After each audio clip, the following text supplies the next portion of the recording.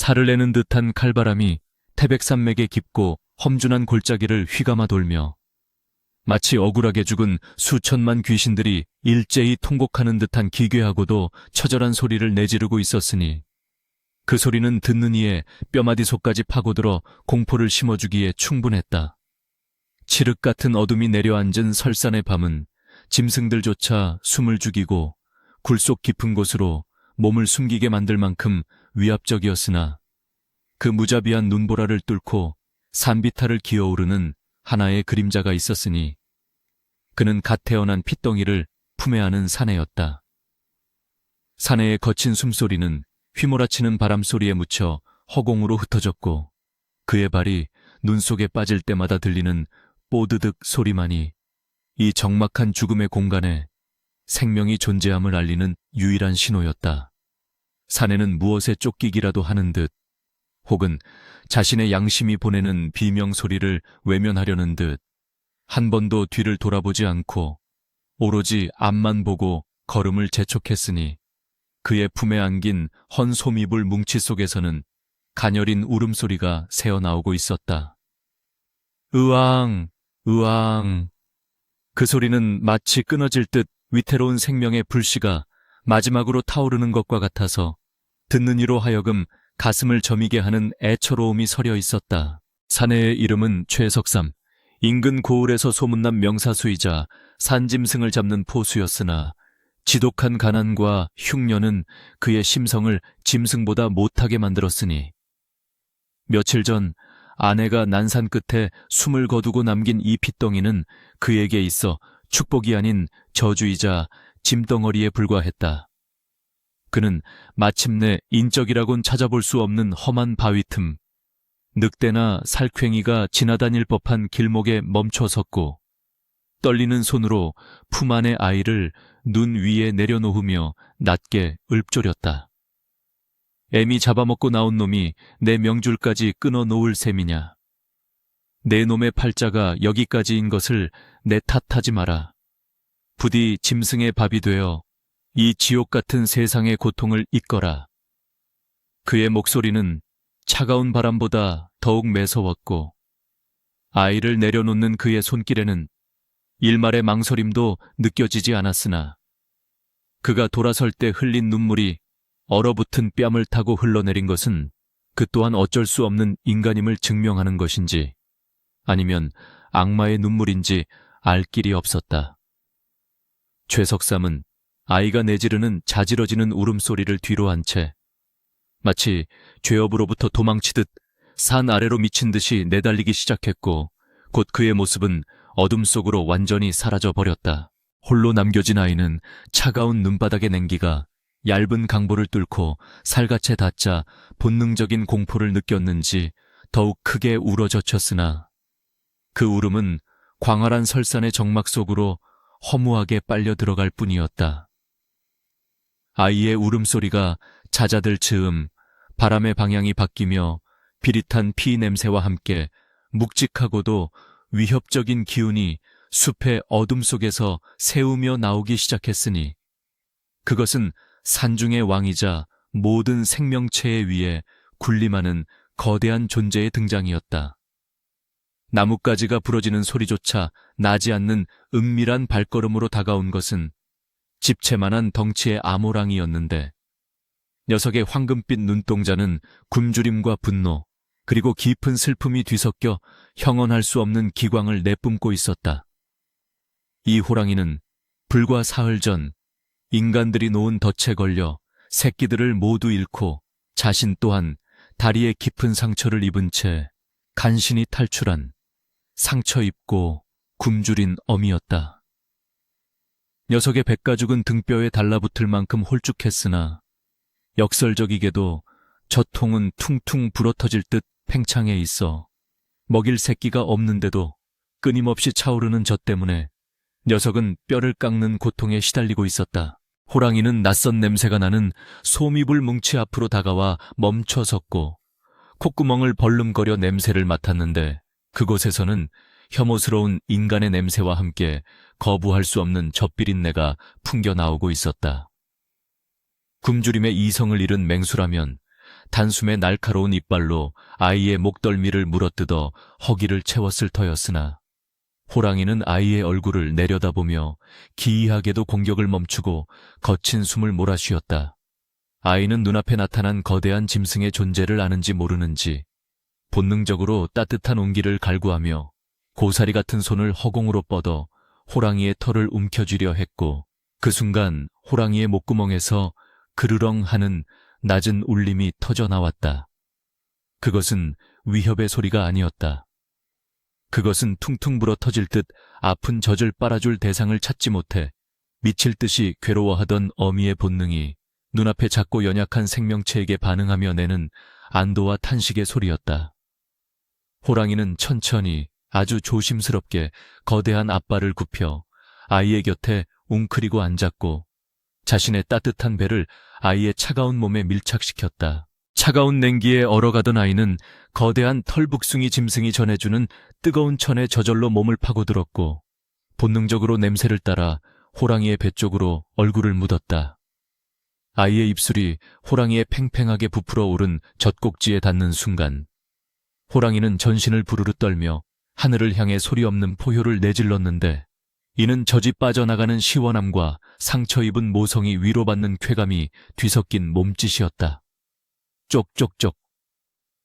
정적만이 감돌던 설산의 한가운데서 인간의 아이가 맹수의 젖을 빠는 소리가 경이롭게 울려 퍼지기 시작했고, 호랑이는 거친 혀로 아이의 얼어붙은 뺨과 머리카락을 핥아주며 마치 잃어버린 자신의 새끼를 다시 찾은 듯한 눈빛으로 아이를 내려다보았다. 인간이 나비는 자식을 버렸으되 미물인 짐승은 그 자식을 거두었으니 이 기막힌 운명의 장난 속에서 하늘조차 감동하여 눈보라를 멈추고 구름 사이로 창백한 달빛을 비추어 이 신비로운 모자, 무짐의 모습을 비추고 있었다. 호랑이는 아이가 배불리 먹고 곤히 잠들 때까지 꼼짝도 하지 않고 자리를 지켰으며 혹여나 다른 짐승들이 피냄새를 맡고 다가올까봐 예민하게 귀를 곤두스며 주위를 경계했다. 아이의 작은 심장 박동 소리가 자신의 심장 박동과 맞물려 뛰는 것을 느끼며 호랑이는 이 작고 나약한 인간의 새끼를 자신의 목숨을 바쳐서라도 지켜내리라 다짐하는 듯했다.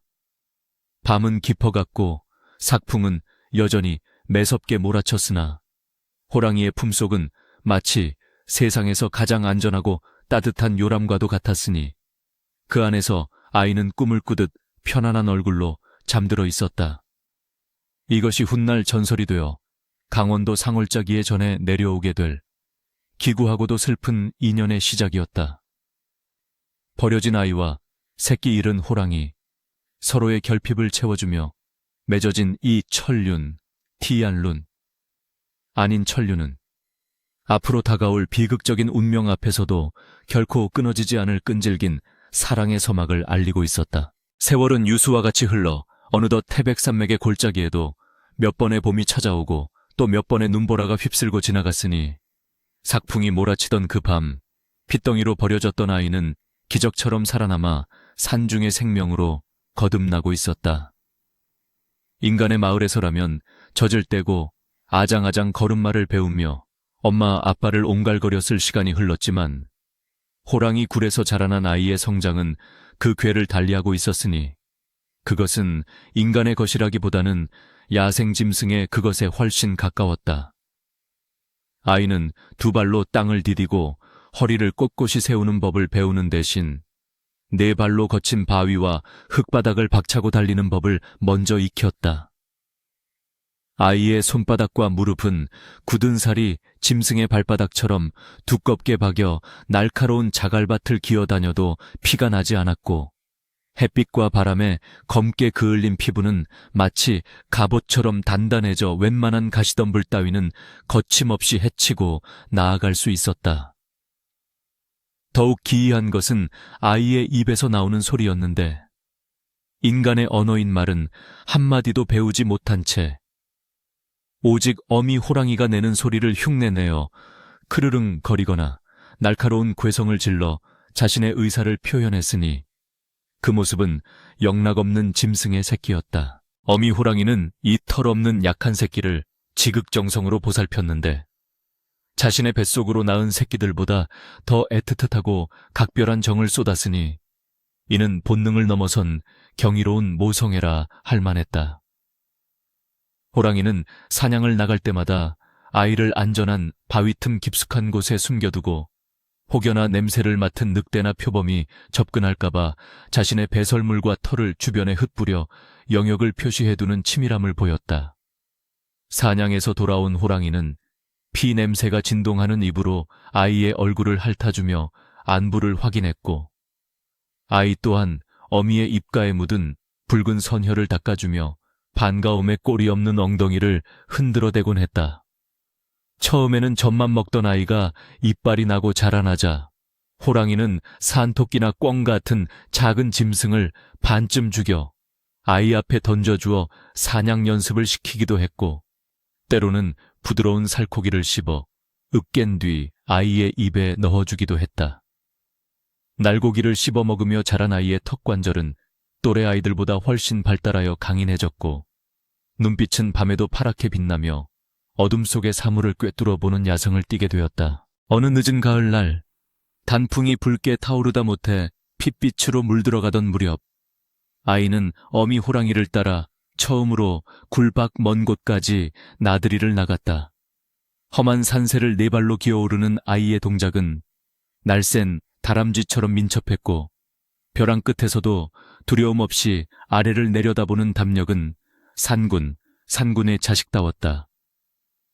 호랑이는 앞서거니 뒤서거니 하며 아이의 걸음을 살폈고, 아이가 너무 뒤처지면 멈춰 서서 낮은 울음소리로 재촉하거나 험한 계곡을 건너야 할 때는 아이의 목덜미를 물어 등 뒤로 넘겨 태우고 도약하기도 했다. 아이는 어미의 등 가죽에 매달려 바람을 가르는 속도감을 즐기며 깨르륵하는 짐승의 포효와 인간의 웃음이 섞인 기묘한 소리를 질렀다. 그날 그들은 산 중턱에 있는 맑은 계곡물에서 목을 축이고 있었는데, 물에 비친 두 존재의 모습은 너무나도 달랐으나 그 눈빛만은 서로를 닮아 깊고 투명하게 빛나고 있었다. 아이는 물속에 비친 자신의 얼굴이 어미와 다르다는 것을 인지하지 못하는 듯 물을 튀기며 장난을 쳤고, 호랑이는 그런 아이의 머리를 거친 혀로 핥아주며 평화로운 한때를 보내고 있었다. 그러나 이 평화는 산 아랫마을 사람들 사이에서 피어오르는 흉흉한 소문과 맞물려 서서히 깨질 조짐을 보이고 있었으니, 산 깊은 곳에서 약초를 캐거나 땔감을 구하러 갔던 신만이와 나무꾼들이 기이한 광경을 목격했다는 이야기가 하나둘씩 퍼지기 시작했기 때문이었다. 내 두 눈으로 똑똑히 봤단께 호랑이 굴 근처에서 벌거벗은 어린아이가 네 발로 뛰어다니는 것을 말이여. 눈빛이 형형한 게 도저히 사람 새끼라고는 볼 수 없었어. 주막에 모여 앉은 사내들은 막걸리 사발을 기울이며 침을 튀겨가며 목격담을 늘어놓았고, 사람들은 그 말을 반신반의하면서도 두려움에 몸을 떨었다. 상구님께서 데리고 노는 동자가 아닐까? 아니지. 필시 억울하게 죽은 아이 귀신이 상위신이 되어 떠도는 게야. 재수원 붙기 전에 산 근처에는 얼씬도 말아야 해. 소문은 꼬리에 꼬리를 물고 부풀려져 태백산맥 깊은 골짜기에는 사람을 잡아먹고 피를 마시는 호랑이 아이 괴물이 산다는 괴담으로 변질되어 갔다. 마을 안악들은 밤마다 아이들이 울면 뚝 그치지 않으면 산속 호랑이 아이가 와서 잡아간다라며 겁을 주었고, 사냥꾼들은 호기심과 두려움이 섞인 눈빛으로 산을 올려다보며 입맛을 다졌다. 그러던 어느 날 아이의 존재가 세상에 명확히 드러나는 사건이 발생했으니, 마을에서 꽤 담력이 세기로 유명한 젊은 약초꾼 하나가 산삼을 캐겠다는 욕심에 금지된 구역인 호랑이 굴 근처까지 깊숙이 들어갔다가 아이와 마주친 것이다. 약초꾼이 덤불을 헤치고 나아가던 중 바위 위에서 무언가 꿈틀거리는 것을 발견하고 숨을 죽인 채 다가갔는데, 그곳에는 엉겨붙은 머리카락을 길게 늘어뜨린 채 토끼의 생간을 뜯어먹고 있는, 짐승도 사람도 아닌 기괴한 생명체가 웅크리고 있었다. 약초꾼이 놀라 헛 하고 단말말을 내뱉는 순간 아이는 번개같이 고개를 돌려 약초꾼을 노려보았는데 피 칠갑이 된 입가와 살기를 띤 눈빛은 인간의 것이라기엔 너무나 섬뜩했다. 아이는 즉시 몸을 낮추고 공격 자세를 취하며 크아앙 하고 맹수의 포효를 내질렀고 그 소리는 아직 덜 여문 목청에서 나왔음에도 불구하고 숲을 울릴 만큼 강렬했다. 약초꾼이 공포에 질려 뒷걸음질 치려는 찰나 아이의 뒤쪽 숲 그늘에서 집채만한 암호랑이가 소리 없이 나타나 아이의 앞을 막아섰다. 호랑이는 약초꾼을 향해 지진이 난 듯한 으르렁거림을 토해내며 앞발을 치켜들었고 그 압도적인 위용에 약초꾼은 손에 들고 있던 괭이마저 떨어뜨리고 바닥에 주저앉아 오줌을 지리고 말았다. 죽음이 코앞에 닥친 절체절명의 순간 호랑이는 당장이라도 약초꾼의 목을 물어뜯을 듯 달려들려 했으나 제 뒤에서 컹컹거리며 불안해하는 아이의 기색을 살피더니 공격 대신 위협적인 포효로 약초꾼을 쫓아내는 쪽을 택했다. 어흥, 산천이 떠나가라.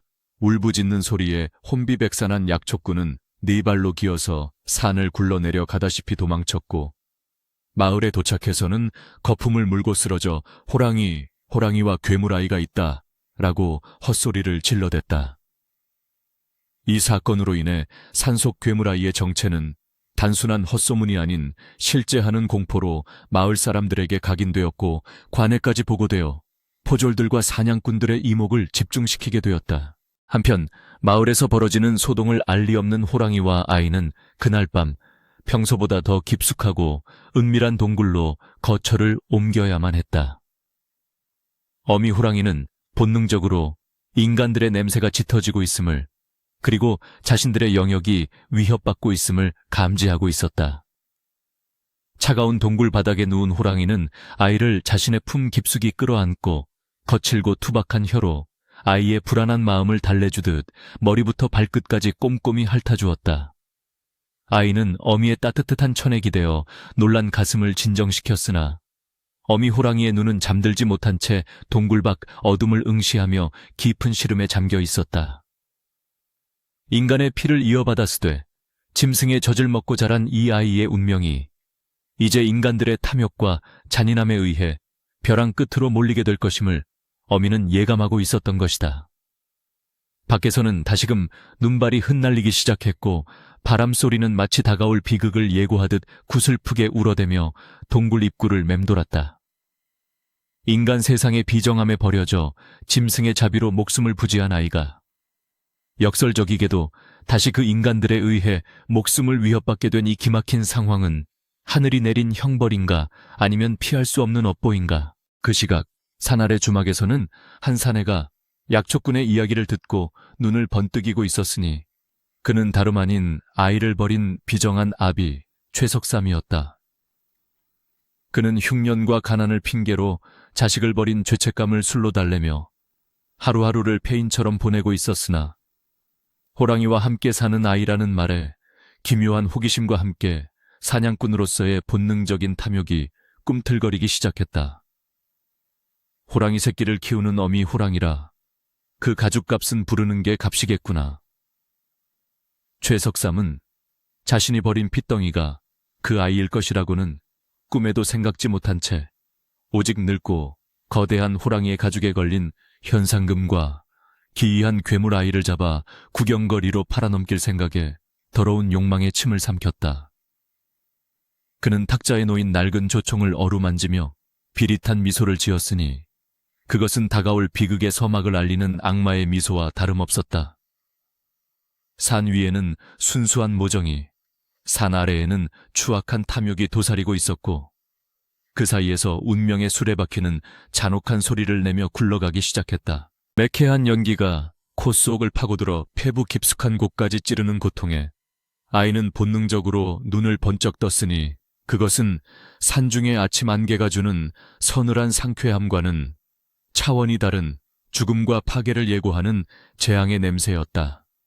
동굴 밖에서는 이미 와 하는 짐승의 포효 같기도 하고 귀신의 곡성 같기도 한 기이한 소리가 산하라에서부터 메아리쳐 올라오고 있었는데 그것은 꽹과리를 치고 횃불을 휘두르며 산군, 산군을 몰아붙이는 몰입꾼들의 함성 소리였다.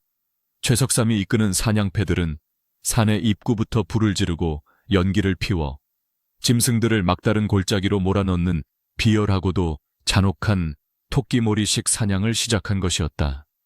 어미 호랑이는 이미 이 불길한 기운을 감지하고 있었던 듯 동굴 입구에 웅크리고 앉아 불안하게 꼬리를 탁탁 내리치고 있었으나 녀석의 숨소리는 예전처럼 웅장하지 못하고 그륵그륵 하며 갈에 끓는 소리가 섞여 나오고 있었으니 늙고 병든 육체가 다가오는 죽음 앞에서 비명을 지르고 있는 탓이었다.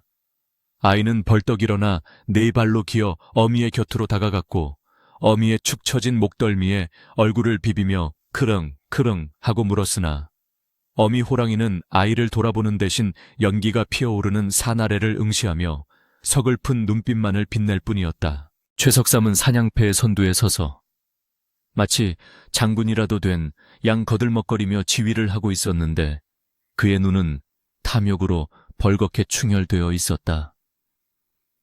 놓치지 마라. 이 놈은 보통 놈이 아니다. 산군 중에서도 가장 영물인 놈이니 가죽에 흠집 하나 내지 말고 깨끗하게 잡아야 한다. 그는 자신의 조총에 화약을 재어 넣으며 입맛을 다셨다. 그가 노리는 것은 단순히 호랑이의 가죽만이 아니었다.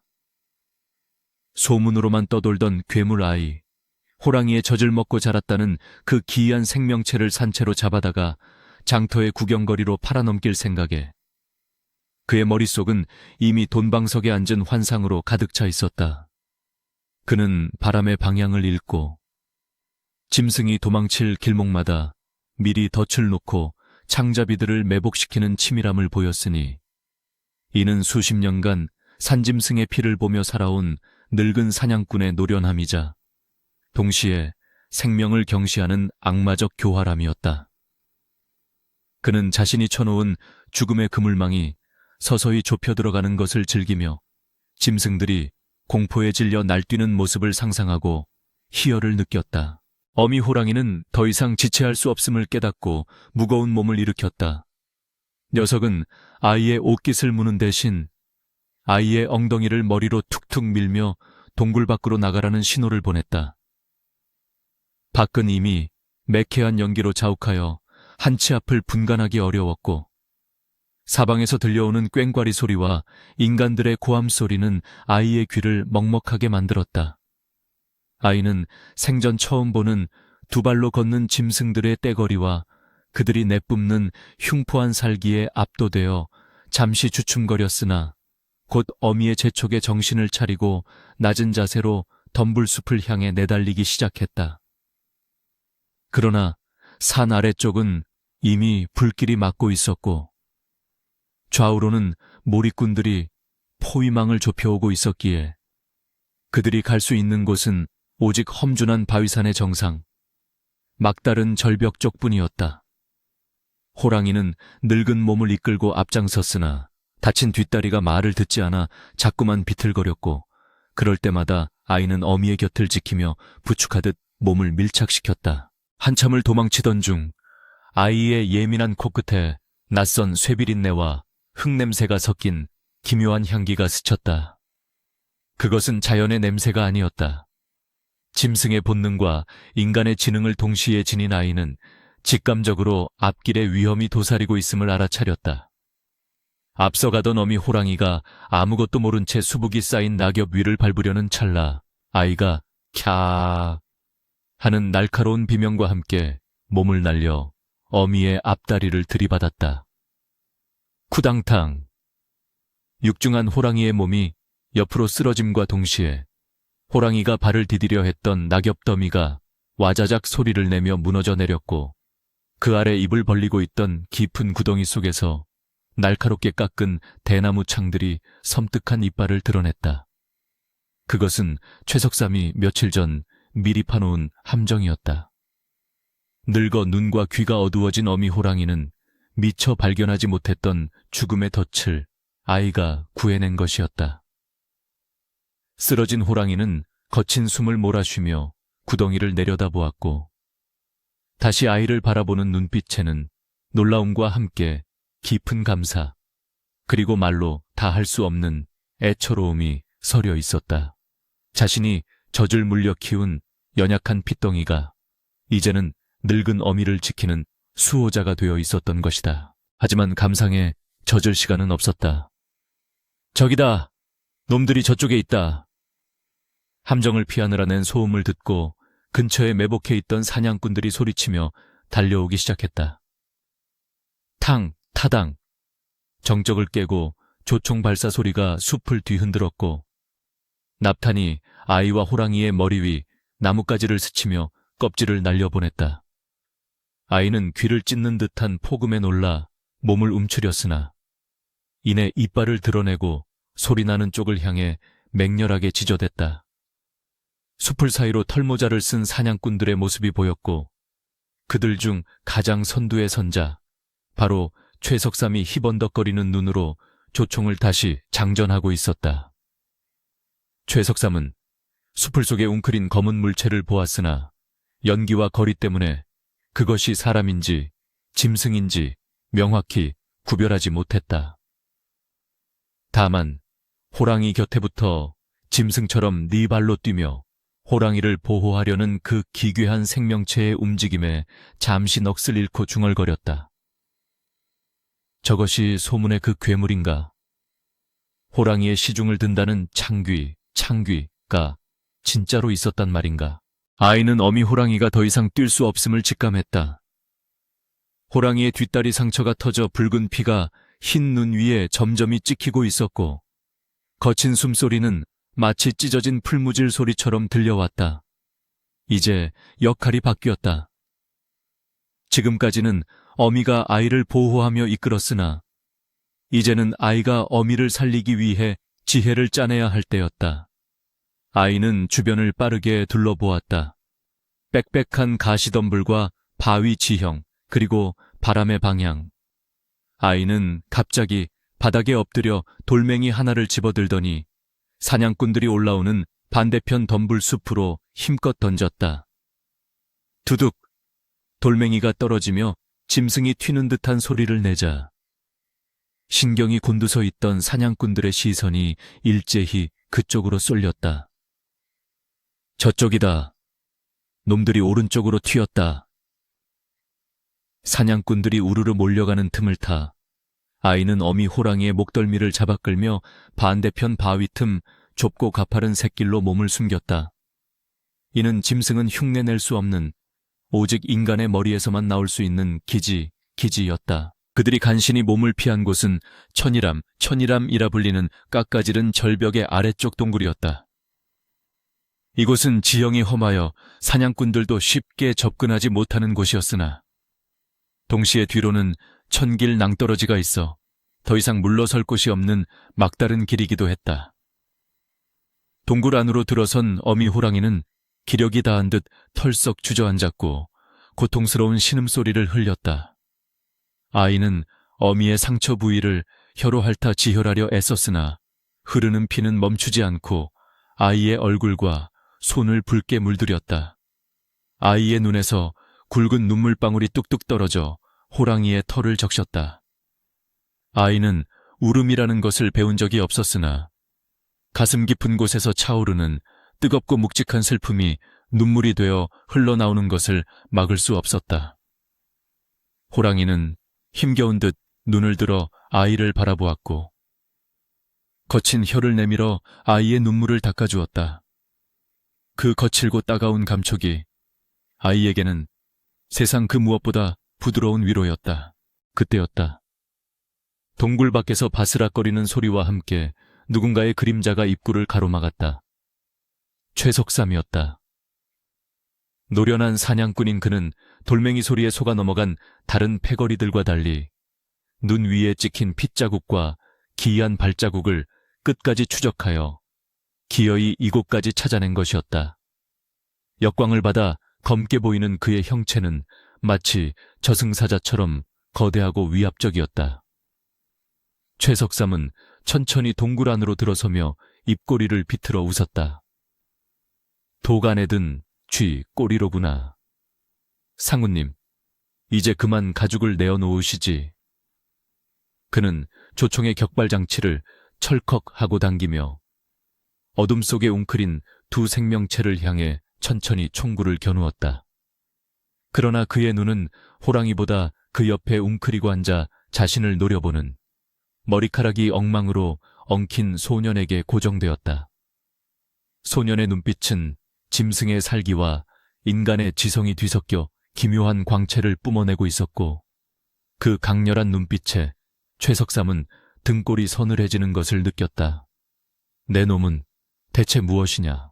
아이는 어미 호랑이를 등 뒤로 감추며 네 발로 땅을 짚고 엉덩이를 치켜쓴 채 최석삼을 향해 으르렁거렸다. 인간의 말을 할 줄 모르는 아이였지만 그 온몸으로 뿜어내는 기세는 명확했다. 한 발짝만 더 다가오면 네 목을 물어뜯어 버리겠다. 아비와 자식이 서로를 알아보지 못한 채 하나는 총구를 겨누고 하나는 이빨을 드러내며 대치하는 이 비극적인 상황은 태백산맥의 차가운 바람조차 숨을 죽이게 만들었다. 아이의 더러운 옷가지 사이로 찢어진 소매 틈으로 드러난 어깨에는 붉은색의 기이한 반점이 희미하게 빛나고 있었으나 어두운 동굴 안에서 최석삼은 아직 그것을 보지 못했다.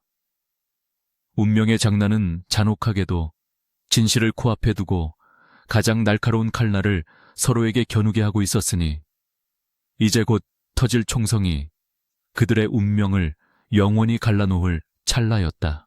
동굴 안은 숨 막힐 듯한 정적과 함께 곧 터져나올 비명과 죽음을 예고하는 살기로 가득 차 있었으니 그 팽팽한 긴장감은 마치 당겨질 대로 당겨져 끊어지기 직전의 활시위와도 같았다. 최석삼이 겨눈 조총의 검은 아가리는 칠흑 같은 어둠 속에서도 유일하게 번들거리는 죽음의 눈동자처럼 아이와 호랑이를 응시하고 있었고, 그 총구 끝에서 뿜어져 나오는 비릿한 화약 냄새는 좁은 동굴 안의 공기를 순식간에 오염시키며 생명체들의 본능적인 공포를 자극했다. 아이는 등 뒤에 쓰러져 거친 숨을 몰아쉬는 어미, 호랑이를 온몸으로 가려막으며 두 팔을 벌리고 네 발로 바닥을 굳게 디딘 채 최석삼을 향해 이를 드러내고 있었는데, 그 모습은 마치 지옥문 앞을 지키는 야차와도 같이 처절하고도 결연했다. 아이의 입에서는 그르르릉 하는 짐승의 경고음이 끊임없이 흘러나왔으나 그 소리에는 공격적인 사례보다는 제 어미를 지키고자 하는 애끓는 절박함이 더 짙게 배어 있어 듣는 이의 가슴을 서늘하게 만들었다. 그러나 탐욕에 눈이 먼 최석삼의 귀에는 그저 돈벌이가 될 괴물의 흉측한 울음소리로만 들릴 뿐이었으니 그는 비틀린 입가에 조소를 머금은 채 천천히 방아쇠에 검지 손가락을 걸었다. 비켜라, 이 흉물스러운 것아. 내 놈의 가죽은 돈이 되지 않으니 내 관심 없다만 그 뒤에 숨은 산군의 가죽은 내 팔자를 고쳐줄 귀물이니라. 최석삼은 낮게 으르렁거리며 아이를 위협했으나 아이는 물러서기는커녕 오히려 한 발짝 더 앞으로 내디디며 최석삼의 길을 꺾으려 들었다. 인간의 형상을 하고 있으되 짐승의 영혼을 가진 아이, 그리고 짐승의 형상을 하고 있으되 인간보다 더 깊은 모성을 가진 호랑이. 이 기이한 조합이 만들어내는 숭고한 분위기에 최석삼은 순간적으로 알 수 없는 압박감을 느꼈으나 곧 머릿속을 지배하는 황금빛 환상이 그 찰나의 망설임을 집어삼켜버렸다. 그는 아이가 비키지 않을 것임을 직감하고 방해되는 저 괴물아이부터 처리한 뒤 호랑이를 잡기로 마음먹었다. 제명을 재촉하는구나. 애미 아비도 모르는 놈이 짐승을 애미로 섬기니 내 놈도 짐승과 다를 바가 무엇이겠느냐. 같이 저승길 동무나 되거라.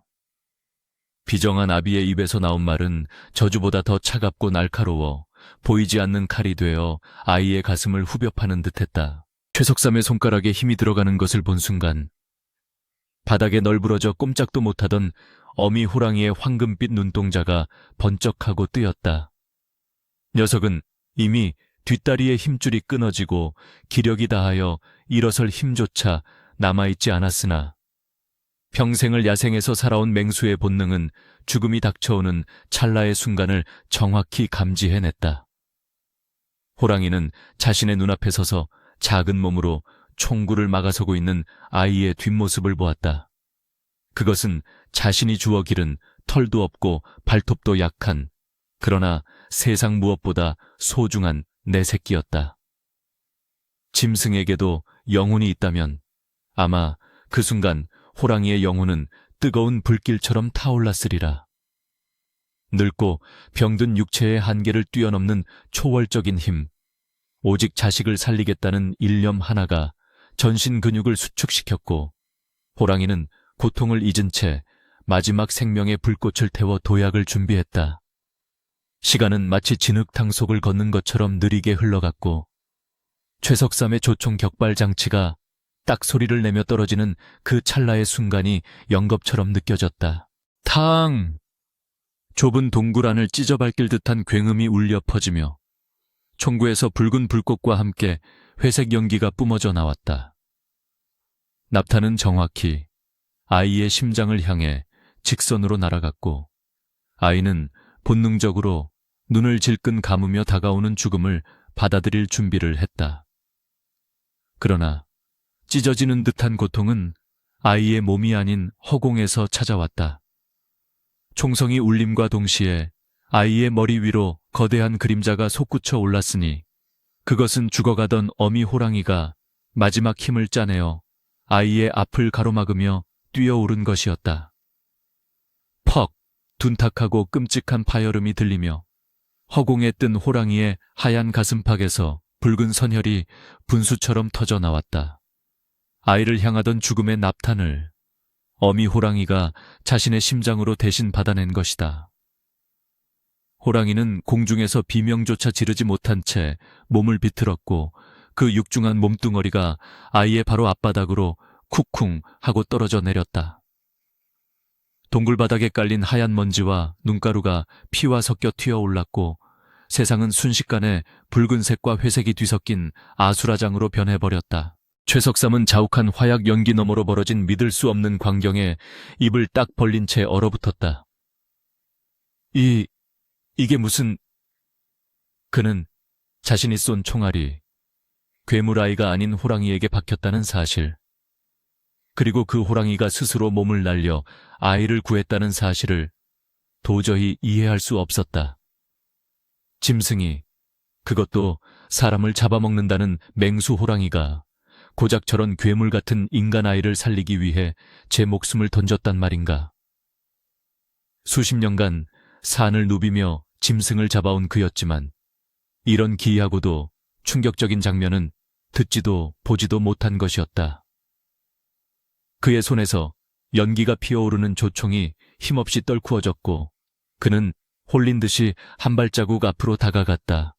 눈앞에는 가슴에 구멍이 뚫려 붉은 피를 콸콸 쏟아내고 있는 거대한 호랑이와 그 곁에서 넋이 나간 표정으로 털썩 주저앉아 있는 아이가 있었다. 동굴 안에는 짙은 피비린내가 진동했으나 그 냄새는 역겹다기보다는 오히려 숙연하고 비장한 기운을 품고 있었다. 아이는 눈앞에서 벌어진 일을 믿을 수 없다는 듯 떨리는 손을 뻗어 피투성이가 된 어미의 가슴을 만졌다. 뜨겁고 끈적한 액체가 손가락 사이로 흘러내리자 그제야 아이는 억눌러 왔던 감정이 폭발하며 태어나 처음으로 인간의 소리가 아닌 영혼이 찢어지는 듯한 절규를 토해냈다. 끄아, 으앙. 그것은 짐승의 포효도 아니었고, 그렇다고 온전한 사람의 울음도 아니었다. 그것은 언어를 배우지 못한 존재가 가장 원초적인 고통을 표현하는 방식이었으며, 산천초목을 울리고 바위조차 흐느끼게 만들 만큼 처절한 비가였다. 아이는 피범벅이 된 얼굴을 어미의 털에 파묻고 미친 듯이 몸부림쳤다. 어미 호랑이는 흐려져가는 의식 속에서도 아이의 울음소리를 듣고 힘겹게 눈꺼풀을 들어 올렸다. 녀석의 입계에는 검붉은 피거품이 일고 있었으나 아이를 바라보는 황금빛 눈동자는 그 어느 때보다 평온하고 따뜻했다. 호랑이는 더 이상 움직이지 않는 앞발 대신 혀를 길게 내밀어 아이의 눈물 젖은 볼을, 그리고 피 묻은 손을 천천히, 아주 천천히 핥아주었다. 울지 마라, 아가. 내가 여기 있다. 내가 너를 지켰다. 마치 그렇게 말하는 듯한 혀의 감촉은 거칠었지만 그 안에 담긴 온기는 태양보다 더 뜨거웠다. 최석삼은 그 모습을 넋을 잃고 바라보다가 가슴 한구석에서 알 수 없는 통증이 밀려오는 것을 느꼈다. 짐승도 제 새끼가 아닌 것을 위해 저리 목숨을 바치는데 나는 인간이 되어 내 핏줄을 버리고 그것도 모자라 죽이려 들었구나.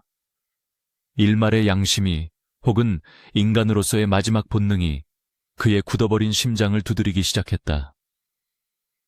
그는 확인해야만 했다. 저 괴물아이가 대체 무엇이기에 산군이 제 목숨과 바꿨는지. 그는 비틀거리는 걸음으로 아이와 호랑이에게 가까이 다가갔다. 호랑이는 다가오는 최석삼을 보고 으르렁거릴 힘조차 없어 그저 원망스러운 눈빛으로 그를 응시할 뿐이었다. 아이는 최석삼이 다가오는 줄도 모르고 어미의 몸을 끌어안고 통곡하고 있었는데 아이의 옷가지가 흐트러지며 오른쪽 어깨가 훤히 드러났다. 동굴 천장에 갈라진 틈 사이로 한 줄기 빛이 내려와 아이의 어깨를 비추는 순간 최석삼의 눈이 찢어질 듯 커졌다. 그곳에는 붉은색의 북두칠성 모양 점 7개가 선명하게 찍혀 있었다. 그것은 태어날 때부터 아이가 가지고 있던 최석삼 자신이 직접 보았던 흉터 같은 점이었다. 이것은 최석삼의 입술이 파르르 떨렸다. 기억의 저편, 흉년이 들던 그해 겨울 갓 태어난 핏덩이를 안고 산으로 향하던 자신의 모습이 주마등처럼 스쳐 지나갔다. 내 아들, 점박이. 그는 벼락을 맞은 듯 그 자리에 털썩 무릎을 꿇었다. 자신이 총을 겨누고 죽이려 했던 그 괴물이, 그리고 자신이 쏜 총에 맞아 죽어가는 저 호랑이가 목숨 걸고 지켜낸 그 아이가 바로 자신이 짐승밥이 되라고 버렸던 자신의 친아들이었던 것이다. 안 돼. 이럴 수는 없어. 최석삼은 머리를 쥐어뜯으며 짐승처럼 울부짖었다. 탐욕이 빚어낸 비극의 실체가 드러나는 순간 동굴 안은 후회와 통곡, 그리고 죽음의 그림자로 가득 찼다. 어미 호랑이는 마지막으로 아이의 뺨을 한 번 더 핥은 뒤 깊은 숨을 내쉬며 서서히 눈을 감았다. 녀석의 콧김이 멈추고 고개가 툭 떨어지는 순간 아이의 울음소리는 더욱 높아져 메아리가 되어 온 산맥을 뒤흔들었다. 흰 눈 위로 붉은 피가 강물처럼 흐르고 그 위로 늦은 오후의 햇살이 무심하게 쏟아져 내리고 있었다.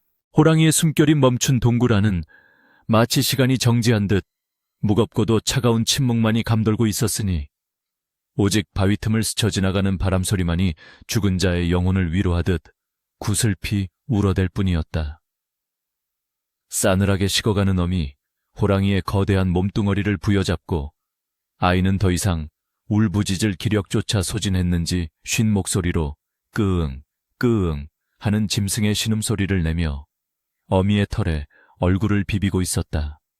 그 모습은 마치 어미가 잠시 깊은 잠에 빠진 것이라 믿고 싶어 하는 어린아이의 투정 같아서 보는 이의 가슴을 맷돌로 가는 듯한 아픔을 주었다. 최석삼은 그 참혹한 광경 앞에서 한 발자국도 움직이지 못한 채 넋이 나간 사람처럼 무릎을 꿇고 앉아 있었다.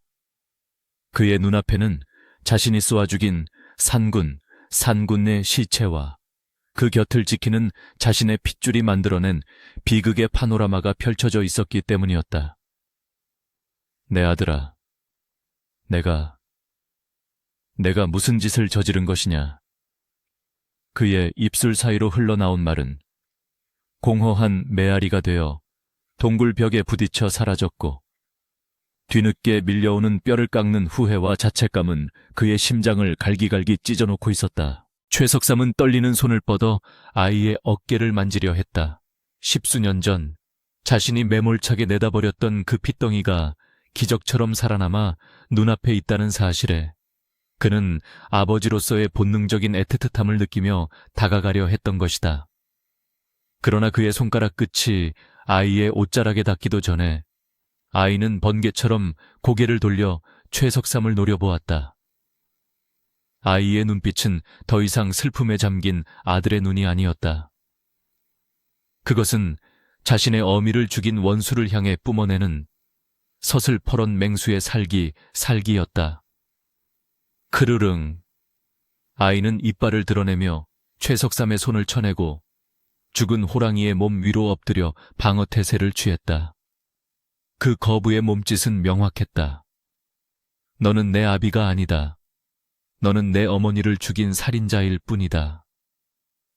피로 이어진 천륜이라 할지라도 길러준 정정과 목숨을 바친 희생 앞에서는 아무런 의미가 없음을 아이는 온몸으로 증명하고 있었다. 최석삼은 아이의 경멸 어린 눈빛에 비수처럼 찔린 듯 비틀거렸고 감히 다시 손을 뻗을 엄두조차 내지 못한 채 땅을 치며 오열했다. 그래, 내가 죄인이다. 짐승만도 못한 놈이 바로 나였구나. 천벌을 받아 마땅한 놈이 감히 누구를 아들이라 부르겠느냐.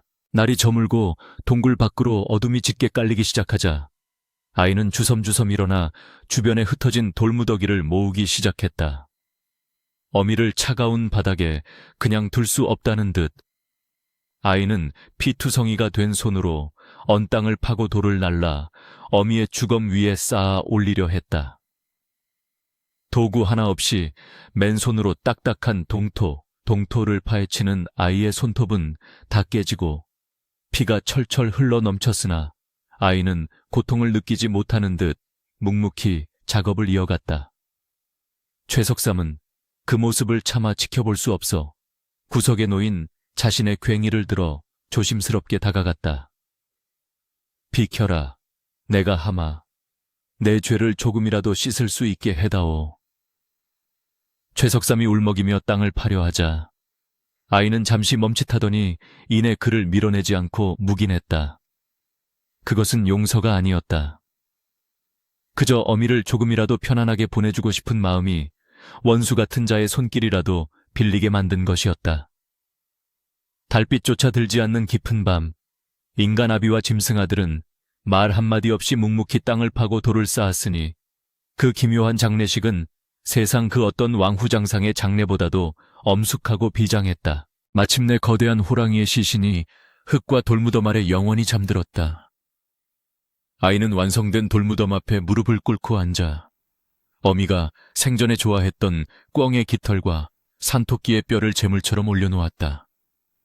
그리고는 하늘을 향해 길고 긴 울음소리를 내뱉었으니 그것은 어미의 영혼을 저승으로 인도하는 진혼곡이자 홀로 남겨진 자의 고독한 선언이었다. 최석삼은 무덤가에 주저앉아 자신이 가지고 있던 조총을 집어들었다. 평생을 자신의 분신처럼 여겼던 수많은 생명을 앗아갔던 그 흉물스러운 쇠막대기. 그는 돌무덤 옆 바위에 총 개머리판을 사정없이 내리쳤다. 콰직, 쨍그랑. 나무가 쪼개지고 쇠가 휘어지는 소리와 함께 명사수 최포수의 조총은 고철 덩어리가 되어 바닥에 뒹굴었다. 내 다시는 살생을 하지 않으리라. 내 남은 생은 이 죄업을 갚는 데 쓰리라. 그는 맹세하며 눈물을 흘렸고 찢어진 옷자락을 찢어 아이의 피 묻은 손을 감싸주려 했다. 가자. 산 아래로 가자. 네가 살 곳은 여기가 아니다. 내가 너를 사람답게 살게 해주마. 최석삼은 애원하듯 아이의 손을 잡고 이끌었다. 그러나 아이는 요지부동이었다. 아이는 묵묵히 자신의 손을 잡은 최석삼의 손을 내려다보더니 스르르 그 손을 빼냈다. 그리고는 단호한 눈빛으로 고개를 저었다. 아이는 무덤을 한번 바라보고 멀리 산 아래 반짝이는 마을의 불빛을 한번 바라보았다. 저 아래 세상은 자신을 버린 곳이었고 탐욕과 배신이 들끓는 곳이었다. 반면 이 산은 자신을 거두어준 곳이었고 비록 짐승의 젖을 먹었으나 진정한 사랑이 무엇인지 가르쳐준 성지였다. 아이는 두 발로 서는 대신 다시 네 발로 땅을 짚었다. 그것은 인간의 삶을 거부하고 고귀한 상운의 후예로서 이 산에 남겠다는 무언의 결의였다. 아이는 최석삼에게 등을 돌리고 어둠이 짙게 깔린 숲속 깊은 곳으로, 짐승들만이 아는 그 은밀한 길로 천천히 걸어 들어갔다. 최석삼은 멀어지는 아이의 뒷모습을 향해 손을 뻗었으나 차마 잡을 수 없었다. 짐승에게서 훔쳐온 자식을 다시 짐승의 숲으로 돌려보내는 것, 그것만이 자신이 할 수 있는 유일한 속죄임을 깨달았기 때문이었다. 세월은 덧없이 흘러 10년, 20년이라는 시간이 쏜살같이 지나갔고, 강원도 깊은 산골 마을에는 새로운 전설이 생겨나 입에서 입으로 전해지게 되었다. 사냥꾼들 사이에서는 태백산맥 깊은 곳에 인면호 혹은 산군 동자라 불리는 신비한 존재가 살고 있다는 소문이 돌았다. 그 존재는 결코 사람을 해치지 않았으나 총을 들고 산에 들어와 무분별하게 살생을 하려는 자들에게는 밤마다 나타나 무시무시한 포효로 경고를 보내 쫓아낸다는 것이었다. 늙은 신만이들의 목격담에 따르면 달이 밝은 밤이면 거대한 돌무덤 앞에 앉아있는 건장한 사내의 그림자를 볼 수 있다고 했다. 사내는 짐승의 가죽을 두르고 긴 머리를 늘어뜨린 채 무덤 깊인 야생화를 다듬거나 짐승들과 어울려 노니는 모습이 마치 신선과도 같았다고 했다. 마을 사람들은 그가 산신령이 되어 산을 지키고 있다고 믿으며 산 입구에 작은 제단을 쌓고 매년 핵곡식을 바치며 산의 안녕을 빌었다. 한편 산 아래 작은 암제는 머리를 깎고 승려가 된 늙은 노인 하나가 살고 있었으니 그는 매일 새벽이면 찬 이슬을 맞으며 산을 향해 1000배를 올리고 참회 기도를 드렸다. 그는 바로 속세의 이름을 버린 최석삼이었다. 그의 등은 굽고 눈은 침침해졌으나 죽는 날까지 아들을 버린 죄와 생명을 경시한 죄를 씻기 위해 고행을 멈추지 않았다. 그는 가끔 인편을 통해 산속 깊은 곳, 누군가 관리하고 있는 듯한 호랑이 무덤가에 소금과 미역을 가져다 두곤 했는데 다음 날 가보면 그것들이 사라지고 대신 산더덕이나 귀한 약초가 그 자리에 놓여 있곤 했다. 비록 말은 섞지 못하고 얼굴은 마주하지 못했으나 인간의 업보를 짊어진 아비와 자연의 순리를 따르는 아들은 그렇게나마 희미한 인연의 끈을 이어가고 있었던 것이다. 어느 화창한 봄날, 산천 초목이 푸르게 우거지고 진달래가 흐드러지게 핀 날이었다. 이제는 백발이 성성한 산군 동자, 아니 장성한 청년이 된 호랑이의 아들은 어미의 무덤게 누워 따스한 햇살을 즐기고 있었다. 그의 곁에는 짝을 이룬 암호랑이 한 마리와 그 사이에서 태어난 귀여운 새끼 호랑이들이 뒹굴며 장난을 치고 있었다. 청년은 새끼 호랑이의 배를 간지럽히며 껄껄하고 웃었는데 그 웃음소리는 예전에 괴성 같던 짐승의 소리가 아닌 자연의 섭리를 깨달은 자만이 낼 수 있는 맑고 호탕한 인간의 웃음소리였다. 바람이 불어와 나뭇가지를 흔들자 마치 죽은 어미 호랑이가 털을 쓰다듬듯 부드러운 감촉이 청년의 볼을 스치고 지나갔다. 청년은 눈을 감고 바람의 냄새를 맡으며 마음속으로 되뇌었다. 어머니, 편안하시지요. 저도 행복합니다.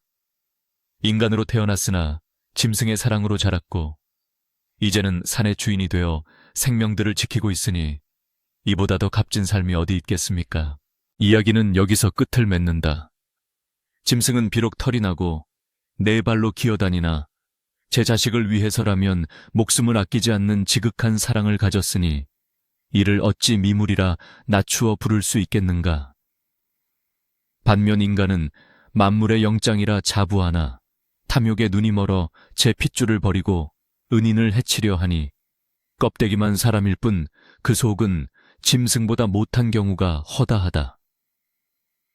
강원도 깊은 산골, 이름 없는 돌무덤 앞에 피어난 하얀 찔레꽃은 밤마다 이슬을 머금고 영롱하게 빛나니 그것은 자식을 위해 피 흘린 어미 호랑이의 눈물이요.